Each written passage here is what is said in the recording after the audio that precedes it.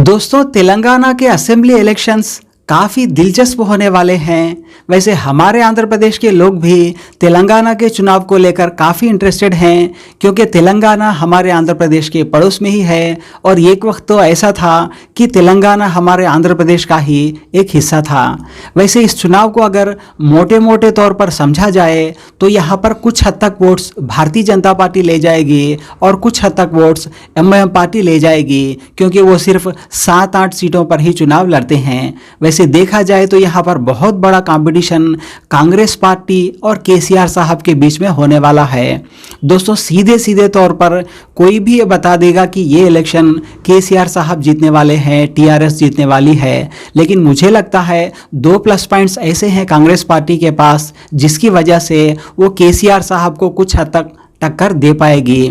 पहला रीज़न तो anti incumbency का फैक्टर होगा। बहुत सारे लोग ऐसे होंगे जो बदलाव में बिलीव करते होंगे, यानी इस बार केसीआर साहब को मौका दे दिया, अब दूसरी पार्टी को मौका देकर देखते हैं। तो दूसरी पार्टी कांग्रेस पार्टी के अलावा वहाँ पे कोई और पार्टी नहीं है, क्योंकि बीजेपी के इतने चांसेस नहीं है। एमआईएम सिर्फ थोड़ी ही सीटों पे चुनाव लड़ती है, तो उनके सामने जो दूसरी पार्टी होगी वो कांग्रेस पार्टी ही होगी। तो सीधे सीधे लोग जो बदलाव में बिलीव करते हैं वो केसीआर साहब से निकल के कुछ हद तक कांग्रेस पार्टी के पास जाएंगे। और दूसरा बड़ा प्लस पॉइंट कांग्रेस पार्टी का ये रहेगा कि कांग्रेस एक नेशनल पार्टी है। जो भी लोग एंटी बीजेपी वोटर्स हैं, जो बीजेपी को पसंद नहीं करते, उनका ये मानना है कि नेशनल लेवल पर भाजपा को टक्कर देने वाली पार्टी सिर्फ कांग्रेस है। तो फिर बीजेपी को अगर वीक करना है तो कांग्रेस पार्टी को सपोर्ट करना है, ये सोच वाले बहुत सारे लोग होंगे। तो उसकी वजह से भी कुछ हद तक कांग्रेस पार्टी को वोट मिलेंगे, क्योंकि उन्होंने इंडिया अलियांस भी फिलहाल बना लिया है। तो ये 2 फैक्टर्स मुझे लगता है कांग्रेस पार्टी के लिए हैं, जिसकी वजह से वो केसीआर साहब को कड़ी टक्कर दे सकते हैं। लेकिन इसके बाद भी लग रहा है कि शायद केसीआर साहब लगभग ये इलेक्शन जीत जाएंगे, लेकिन कांग्रेस पार्टी कहां तक उनको टक्कर दे पाएगी ये तो देखने वाली बात होगी। वैसे राहुल गांधी जी ने आज तेलंगाना की जनता को अपना मैनिफेस्टो बताया। सबसे पहले गारंटी महिलाओं के लिए 2500 रुपए हर महीने हर महिला के बैंक अकाउंट में कांग्रेस पार्टी डालेगी। उसके बाद गैस सिलेंडर कितने का है? 1200। 500 रुपए का आपका गैस सिलेंडर हो जाएगा। और महिलाओं को पूरे तेलंगाना में बस टिकट के लिए 1 पैसा नहीं देना पड़ेगा। फ्री में आप बस में पूरी तेलंगाना में घूमेंगे। यह पहला काम। दूसरा काम, रायता भरोसा स्कीम। 12,000 रुपए प्रति एकड़ हर किसान को, 15,000 रुपए प्रति एकड़ हर किसान को, 12,000 रुपए हर मजदूर को कांग्रेस पार्टी की सरकार सीधा बैंक अकाउंट में पैसा डालेगी। मुफ्त में किसानों को बिजली और 24 घंटे बिजली। तीसरा वायदा, इंदिरा अम्मा इंड्लू स्कीम। तेलंगाना में बहुत सारे लोग हैं जिनके पास घर नहीं है। तो आपके चीफ मिनिस्टर ने उनकी जमीन छीनी, उनका घर नहीं बनाया, झूठे वायदे किए। जिनके पास घर नहीं है उन सबको कांग्रेस पार्टी घर बनाने के लिए 5 लाख रुपए देगी। गृह ज्योति स्कीम में 200 यूनिट फ्री बिजली के, 24 घंटा बिजली।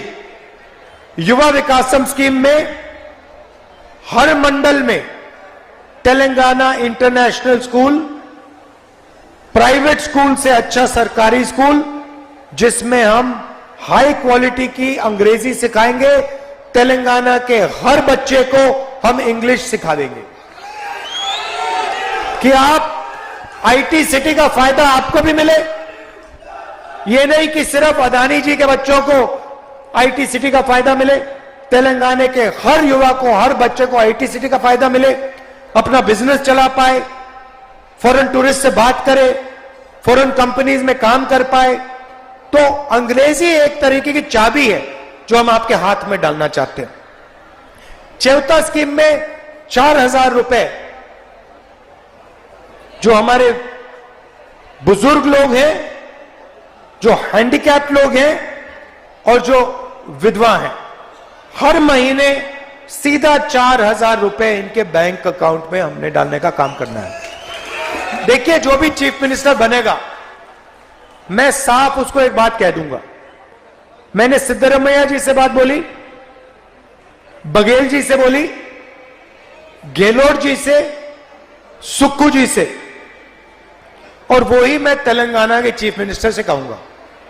जितना पैसा केसीआर ने तेलंगाना के गरीब लोगों के जेब से निकाला है, उतना पैसा कांग्रेस पार्टी तेलंगाना के गरीब लोगों के जेब में वापस डालेगी। जितने रुपए उन्होंने चोरी किए, उतने हम उन्हीं लोगों को वापस डालेंगे, उनके जेब में वापस देंगे। भाई और बहनों, एक बात याद रखिए, हमारी लड़ाई नफरत, हिंसा के खिलाफ लड़ाई। नफरत और हिंसा नरेंद्र मोदी और आरएसएस फैला रहे। ये लोग जो हैं, चाहे वो एमआईएम हो, चाहे वो केसीआर हो, ये बीजेपी की मदद करते हैं, देश में नफरत फैलाने लोगों की मदद करते हैं।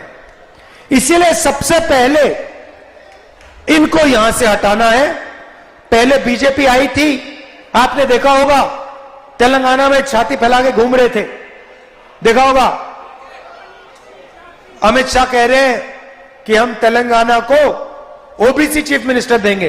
अरे भैया, पहले 2% वोट लेके दिखा दो, फिर देखेंगे।